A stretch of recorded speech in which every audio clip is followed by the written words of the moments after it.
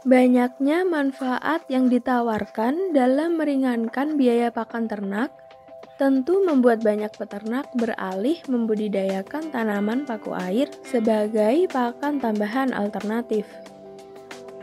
Tapi faktanya, banyak di antara teman-teman yang budidaya azolla dan tanaman paku air lainnya mengalami kendala.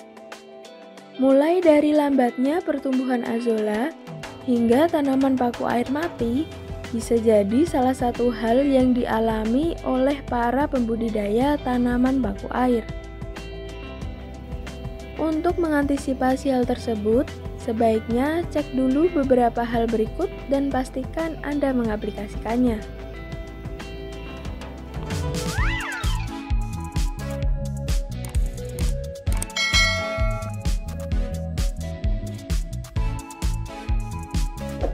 Satu, diberikan pupuk kandang yang masih baru. Hal utama yang dapat menyuburkan tanaman paku air adalah pemberian pupuk. Pupuknya dapat berupa pupuk kimia, organik, hingga pupuk kandang. Kalau kami sendiri biasanya menggunakan pupuk organik azolla, yaitu berupa pupuk kandang siap pakai yang dicampur dengan azolla kering. Kesalahan yang mungkin terjadi adalah memberikan pupuk kandang yang masih baru ke media kolam tanaman paku air. Pupuk kandang yang masih baru cenderung panas, dan hal ini dapat mematikan azolla, lemna, dan tanaman paku air lainnya. Oleh karena itu, pilihlah kotoran hewan ternak yang sudah kering dan lapuk menjadi tanah.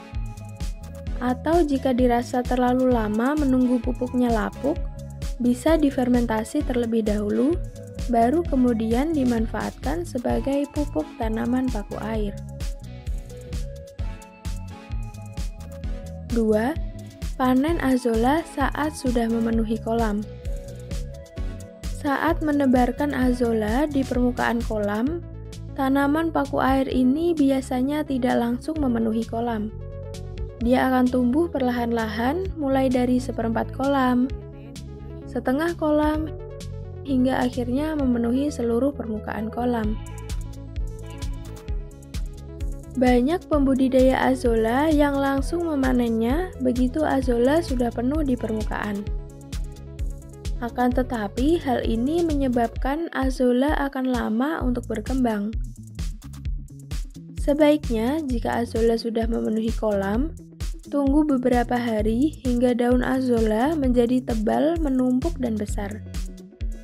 Azolla bisa dipanen jika daunnya sudah menumpuk di permukaan dan daunnya cenderung besar dan tebal. Jika kita memanen azolla di kondisi seperti ini, maka begitu azolla diambil, azolla yang ada di sekitarnya akan memenuhi ruang tersebut dan dapat dipanen lagi dalam waktu yang lebih singkat. 3. Tanaman paku air dibudidayakan di satu kolam dengan ikan. Karena mungkin belum memiliki media untuk budidaya tanaman paku air dan asal membudidayakan azolla, lemna, dan wolffia di kolam ikan, tanpa sadar tanaman paku air bisa langsung habis. Hal ini terjadi karena ikan akan memakannya. Kami sendiri pun pernah mengalami hal ini, dan akhirnya harus mencari bibitnya lagi karena sudah habis tidak tersisa. Akan tetapi hal ini mungkin tidak terjadi jika tanaman paku air ditaruh di kolam ikan yang bukan pemakan tumbuhan, misalnya ikan lele. Kemungkinan besar tanaman tidak habis, tapi akan berkurang sedikit. Untuk mengantisipasi hal tersebut, tentunya kita perlu memiliki kolam khusus untuk budidaya tanaman paku air. Tapi jika membuat kolam khusus belum memungkinkan, kita bisa menyiasatinya dengan membuat karamba untuk ditaruh di atas permukaan air. Panduan cara membuat karamba bisa cek di video kami yang berjudul Tutorial Membuat Karamba Tanaman Paku Air di Kolam Ikan. 4. belum punya media yang memadai tapi sudah beli tanaman paku air. Jika sudah memiliki kolam ikan, tadi sudah disebutkan untuk membuat karamba sebagai tempat budidaya tanaman paku air. Tapi jika belum memiliki kolam, sebaiknya persiapkan dulu medianya sebelum membeli tanaman paku air. Meskipun kita bisa menanamnya di ember atau nampan, tapi jika medianya tidak luas, tanaman yang dihasilkan juga tidak banyak. Atau mungkin jika kolamnya masih belum jadi dan paket tanaman paku air sudah datang, kita bisa taruh dulu di ember, tapi kalau volume tidak memadai, kita cek dulu kondisinya, dan kalau masih bagus, dimasukkan saja ke dalam kulkas. Azolla, Lemna, dan Wolffia akan tetap segar di dalam kulkas dalam waktu maksimal 1 minggu. 5. Lokasi kolam berdekatan dengan cemaran kimia. Jika sebelumnya azolla tumbuh subur di suatu kolam, dan tiba-tiba dalam sekejap layu menyusut dan berwarna hijau keputihan, coba periksa lingkungan sekitar, khususnya air yang mengalir di kolam azolla. Soalnya kami juga pernah membudidayakan azolla di daerah persawahan. Sebelumnya azolla sudah subur dan tebal, tapi suatu hari layu dan langsung mati. Dan ternyata saat itu ada petani yang menyemprotkan insektisida di dekat kolam azolla. Hal ini berdampak langsung pada azolla. Oleh karena itu, pastikan lingkungan sekitar kolam juga aman dari berbagai hal yang tidak terduga seperti ini. 6. Tidak diberi pupuk secara berkala. Kesalahan lain yang mungkin terjadi adalah tidak memberikan pupuk untuk tanaman paku air secara berkala. Saat awal pemberian tebar tanaman mungkin sudah diberikan pupuk, tapi pupuk hanya bertahan sekitar 3 minggu hingga 1 bulan. Setelahnya, jika kolam azolla, lemna, atau wolffia tidak diberi pupuk lagi, maka pertumbuhannya akan lambat dan mungkin lama-kelamaan bisa mati. Karena itu, pemberian pupuk untuk perawatan juga sangat penting. Setelah sekitar 1 bulan diberikan pupuk yang pertama, tambahkan lagi pupuk ke kolam tanaman paku air dengan dosis yang sama. Setelah itu, setiap 3 hari sekali, kita bisa mengaduk pupuk di dalam kolam agar nutrisi bisa terserap oleh tanaman.